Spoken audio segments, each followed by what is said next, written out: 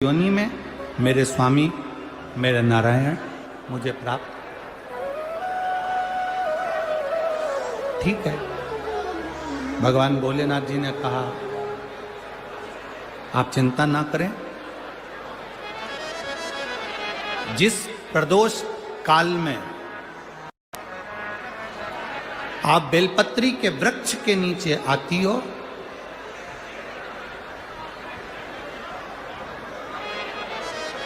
दुनिया का कितना भी दरिद्र व्यक्ति हो, चाहे दुनिया का कोई व्यक्ति ऐसा हो जिसका कभी व्यापार चलता ही नहीं हो, उसने 50 बार बदल के देख लिया, फैक्ट्री चली नहीं रही, जिस काम को करने के लिए जाते हैं वो काम टल जाता है, आज की जगह कल, कल की जगह परसों, परसों की जगह नरसों, काम होता ही नहीं। बेटा बेटी का संबंध करने जा रहे हैं पर हो ही नहीं रहा।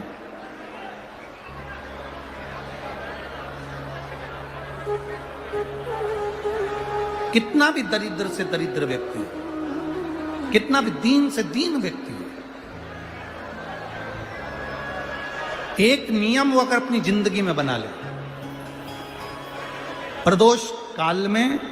प्रदोष के समय पर बेलपत्री के वृक्ष के नीचे एक बार जाकर नमन करना और प्रदोष काल में शंकर भगवान के मंदिर में दिया लगाना, ये दो चीजें अगर वो 3 महीना भी लगातार कर ले तो उसके जीवन में कभी कोई समस्या आ ही नहीं सकती, कोई दुख आ ही नहीं सकता। एक नियम बना, जैसे जिस नारी को, जिस पुरुष को, जिस बच्चे को, जिस बड़े को चर्म रोग हो जाता है, चमड़ी सफेद पड़ने लगती है, जब चमड़ी सफेद पड़ने लगती है, चर्म रोग जैसा जब हो जाता है या चर्म रोग उसको घेरने लगता है, चमड़ी जब सफेद पड़ने लगे या चमड़ी काली पड़ने लगे या चर्म रोग सोराइसिस जैसी बीमारी तक के लिए है हमारे।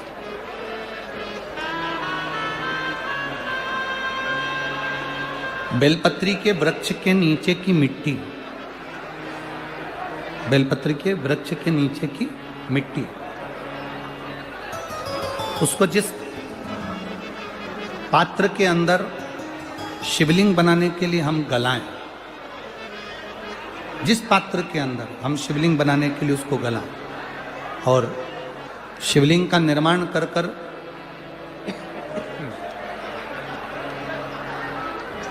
हम बेलपत्री के वृक्ष के नीचे उसका पूजन करें, उसका विसर्जन करें। और बेलपत्री के नीचे की जो मिट्टी है, जिस पात्र में गलाई जाती है, उस पात्र के पानी का स्नान, उस मिट्टी का थोड़ा सा भाग अपने शरीर पर लगाकर, जहाँ सफ़ेद चमड़ी हो रही हो या श्वेत चमड़ी हो रही हो वहाँ लगाकर और उसका स्नान करना यदि हम प्रारंभ करें। परंतु प्रदोष जैसे अपन शंकर भगवान के मंदिर जाते हैं, दर्शन करते हैं, पूजन करते हैं, उसी तरह बेलपत्री के वृक्ष के नीचे की मिट्टी को गलाकर हम शिवलिंग का निर्माण करते हैं। स्नान करना या शरीर पे लगाने के साथ में सबसे ज्यादा जरूरी है शंकर भगवान के उस शिवलिंग की पूजन करना, पार्थिव लिंग की पूजन करना। लगभग 2 शिवरात्रि निकलेगी महीने की और बाबा जहां जहां से चमड़ी सफेद हो रही होगी वहां वहां से धीरे धीरे बाबा अपने असली रंग को देना प्रारंभ कर देता है। इतना बेलपत्री के वृक्ष की पार्थिव लिंग निर्माण और पूजन की उस मिट्टी का इतना वर्णन हमारे शास्त्र करते हैं, इतना वर्णन।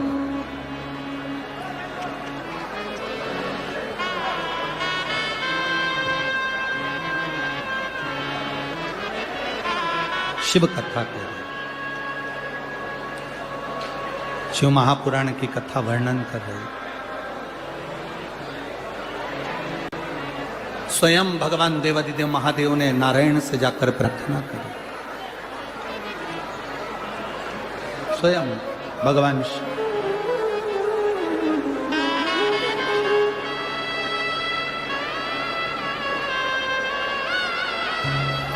शंभु।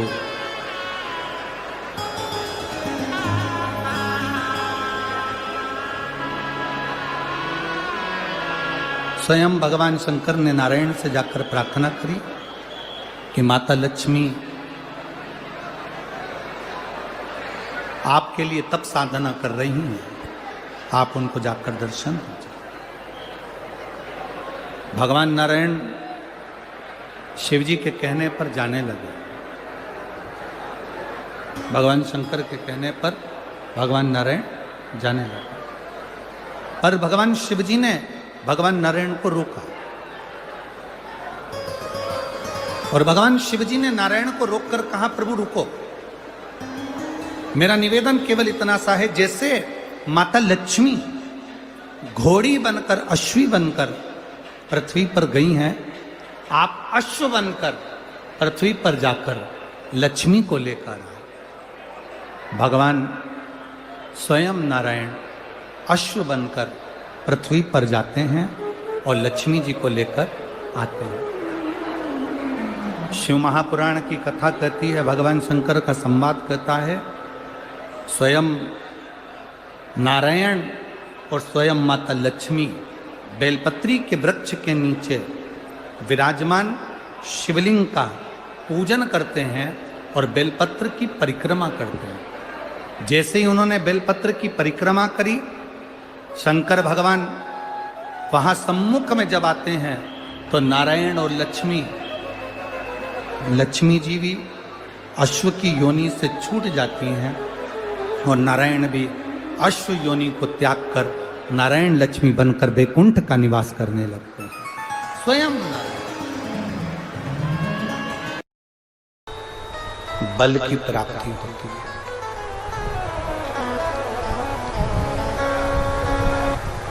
यदि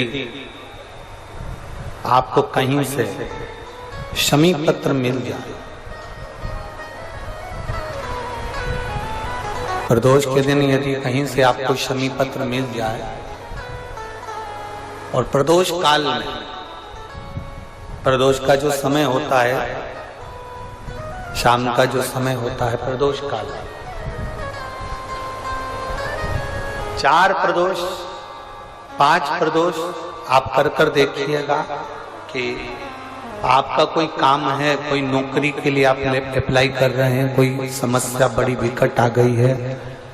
कोई तकलीफ, बड़ा गला पकड़ रहा है बेटा, कोई तकलीफ विकट आ गई है, कोई समस्या विकट आ गई है, प्रदोष के प्रदोष काल में अगर एक शमी पत्र भी आप घर के शिवलिंग को, अब ये करने के लिए आपको मंदिर के शिवलिंग नहीं जाना, अपने घर में जो शिवलिंग, चाहे वो स्फटिक का हो, पारद का हो, कंकर शंकर का हो, लकड़ी का हो, जो शिवलिंग तुम्हारे घर में, कांच का हो, चाहे वो नर्मदा के कंकर का हो, नर्मदेश्वर हो, पाषाण का हो, जो शिवलिंग, चांदी का हो, सोने का हो, तांबे का हो, पीतल का हो, जो शिवलिंग तुम्हारे,